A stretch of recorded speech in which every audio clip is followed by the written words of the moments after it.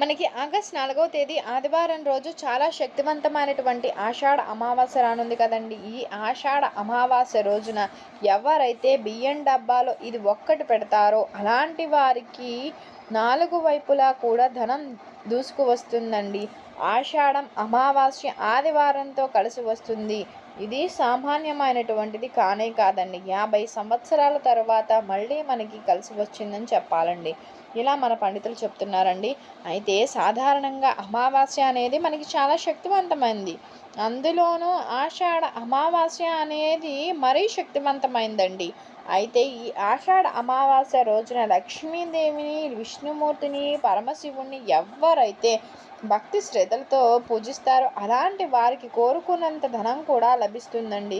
అంతేకాదండి, ఈ ఆషాఢ అమావాస్య రోజున సూర్య భగవానునికి ఆర్ఘ్యాన్ని సమర్పించాల్సి ఉంటుందండి. తప్పక ఆ అర్ఘ్యం సమర్పించండి. ఆదివారం అంటే సూర్య భగవానునికి చాలా ఇష్టం. అంతేకాదండి, ఈ సృష్టికి వెలుగునిచ్చేటువంటిది కూడా సూర్య భగవానుడే కదా! సూర్య భగవానుని అనుగ్రహం కనుక ఉంటే చాలండి, మనం జీవితంలో అనుభవించేటువంటి కష్టాలనేవి కూడా తొలగిపోతాయి. సూర్య భగవానుడు, సూర్యచంద్రులు ఉన్నంత కాలం కూడా సృష్టి అనేది ఉంటుంది. అంతటి గొప్ప స్థానంలో ఉన్నటువంటి సూర్య భగవానునికి ఇష్టమైనటువంటి రోజు ఆదివారం. అలాంటి ఆదివారం ఆషాఢం అమావాస్య కలిసి రావడం మామూలు విశేషం కాదండి.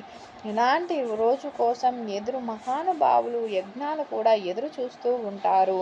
ఈ ఆషాఢం అమావాస్య ఆదివారం రోజున పరమశివునికి రుద్రాభిషేకంతో పూజించటం వలన ఏంటంటే విష్ణుమూర్తిని, లక్ష్మీదేవిని పూజించటం, వారి యొక్క శాస్త్ర నామాలను చదవడం వంటివి చేస్తూ ఉండాలి. అంతేకాదు, ఆదివారం ఆషాఢం అమావాస్య కలిసి వచ్చినట్లయితే ఈరోజు అత్యున్నతమైనటువంటి శక్తి లభిస్తుంది. శక్తివంతమైనటువంటి అమావాస్య ఆదివారం రోజున 50 సంవత్సరాల తర్వాత మళ్ళీ వస్తుందండి. ఆషాఢ అమావాస్య రోజున ఎవరైతే బియ్యం డబ్బాలో ఇది పెడుతూ ఉంటారో వారికి డబ్బుకు ఎలాంటి లోటు ఉండదు. ధన ప్రవాహంలాగా వస్తుంది. ధన సమస్యలు తొలగిపోతాయి, కష్టాలు తొలగిపోతాయి, దశ మారిపోతుంది. జీవితాంతం కూడా ఎలాంటి కష్టాలు రావు. బియ్యం అంటేనే అన్నపూర్ణాదేవి స్వరూపము. బియ్యాన్ని లక్ష్మీదేవిగా భావిస్తాము. బియ్యాన్ని హిందువులు ఎంతో పవిత్రంగా భావిస్తారు కదండి. ఎందుకంటే బియ్యం లేకుండా, అన్నం తినకుండా ఏ మనిషి బతకలేడు. ఎంతటి ధనవంతుడైనా సరే బియ్యం లేకుండా బతకలేడు. ఎందుకు అంటే ఇంత ధనం ఉన్నా సరే ఆ ధనాన్ని తినలేరు కదా, అన్నమే కదా తినేది. అందుకే బియ్యానికి జీవితానికి సంబంధం చాలా ఉందండి. అందుకే బియ్యానికి చాలా ప్రాధాన్యత ఇస్తారు. బియ్యాన్ని కింద ఒలకనిచ్చేవారు కాదండి. ఒకవేళ ఒలికిన చేతితో ఎత్తేవారు, అంతేకాని చీపిరితో కానీ కాలితో కానీ ఈ విధంగా తీసేవారు కాదండి. బియ్యాన్ని తొక్కితే మహాపాపం చుట్టుకుంటుంది అని చెప్పేవారు. ఎందుకంటే మన పెద్దలు బియ్యాన్ని అన్నపూర్ణ స్వరూపంగా భావించి ఎంతో గౌరవంగా చూసుకునేవారు. అందుకే వారు ఎప్పుడు కూడా ధనధాన్యాలకు లోటు లేకుండా సంతోషంగా ఉండేవారండి. వారి మీద అన్నపూర్ణాదేవి అనుగ్రహం ఖచ్చితంగా ఉండేది. కడుపు నిండా తినగలిగేవారు మరి ఎప్పుడూ తినట్లేదు అంటే ఈ రోజుల్లో ఎవ్వరూ కడుపు నిండా తినట్లేదు అని చెప్పుకోవాలి. ఎందుకు అంటే ఈ కాలంలో మనుషులందరికీ కూడా రకరకాల రోగాల బారిన పడి కడుపు నిండా తినలేరు. రోగాలనే కాదండి, కొంతమందికి రోగాలు ఏం లేకపోయినా సరే కడుపు నిండా తిండి తినలేరు. అంటే మనశ్శాంతి లేకపోయినా, ఇంటిలో గొడవలు జరుగుతున్నా మనం కడుపు నిండా ఆహారం తినలేం కదా. ఇలా ధనం ఉన్నా కూడా పుష్టిగా తినలేకపోతూ ఉంటున్నాం. ఎందుకండి? మన పెద్దలు పాటించిన నియమాలను మనం పాటించకపోవడం వల్లనే ఈ విధంగా జరుగుతుందండి. ఎవరైతే బియ్యాన్ని పవిత్రంగా చూస్తారో, ఈ బియ్యం వల్లే మనం బతుకుతున్నామని బియ్యాన్ని గౌరవిస్తారో అలాంటి వారు ఎప్పుడు కూడా ఆనందంగా ఉంటూ కడుపు నిండా తింటారు. అలాంటి వారికి ఎలాంటి రోగాలు కూడా దరిచేరవు. మనశ్శాంతిగా ఉండగలుగుతారు.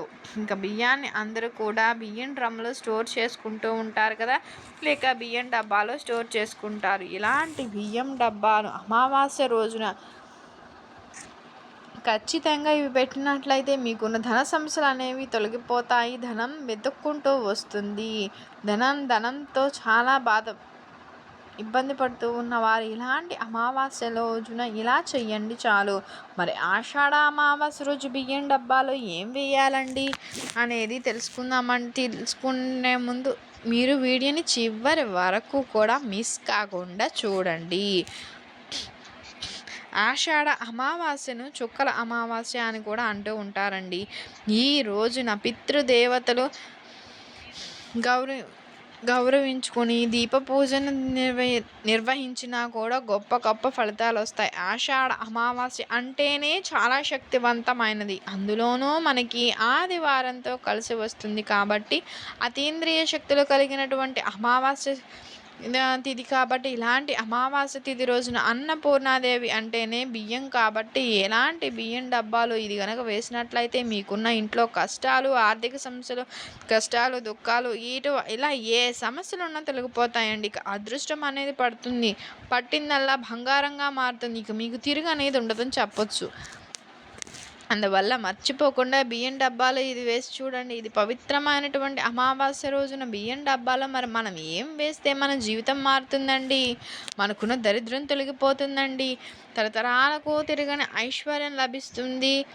ఇవన్నీ కూడా అద్భుతమైనటువంటి రోజు. ఎవరూ మిస్ కాకోకుండా బియ్యం డబ్బాలో మన ఇంటిలో ఉండేటువంటి చిన్న వస్తువులను బియ్యం డబ్బాలో మనం వేసినట్లయితే జీవితం అనేది మారిపోతుంది. మనం పట్టిందల్లా బంగారంగా మారుతుంది. మనకి అదృష్టం అనేది కలుగుతుంది. అందువలన పవిత్రమైన అమావాస్య, శక్తివంతమైనటువంటి అమావాస్య రోజున బియ్యం డబ్బాలో మనం ఏం వేస్తే అదృష్టం మారుతుంది అనేది మనం తెలుసుకుందామండి.